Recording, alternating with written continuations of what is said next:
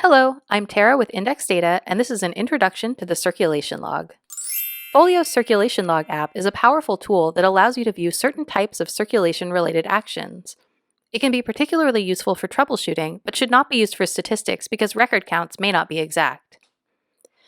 To access the circulation log, we'll click on the circulation log app icon. In the leftmost pane, we have our search and filter options.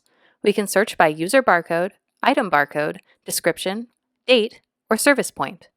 Remember to hit the Apply button or hit Enter when needed to search.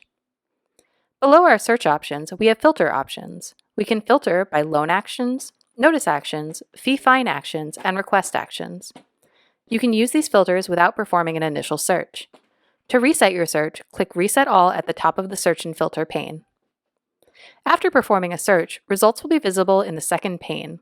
The columns in the circulation log results pane are user barcode, which refers to the user barcode associated with the action. Typically, this means the patron. Item barcode, which refers to the item barcode associated with the action. Object, which is basically the type of action. The options are fee-fine, loan, manual block, notice, or request. Circ action, which refers to the actual action that occurred, such as checked out for loans, created for requests, or billed for fee-fine, among many others. Date, which records the date and time the action occurred. Service point, which indicates the service point at which the action occurred. Source, which records what entity performed the action. This can be a user or the system, but it can also be blank. Description, which provides a text description of the action.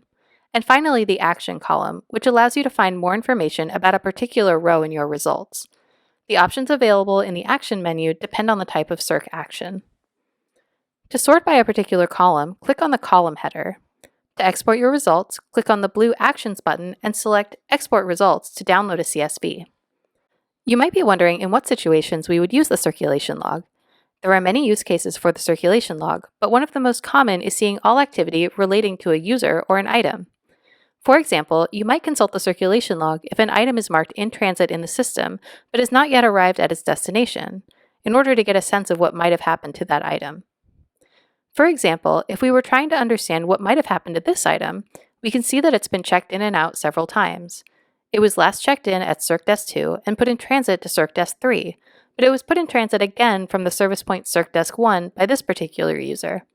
That gives us valuable clues to where it might be and who we should ask about it that aren't available on the item record. Learning to read the circulation log takes some practice, but it's a powerful tool once you get the hang of it. Good luck!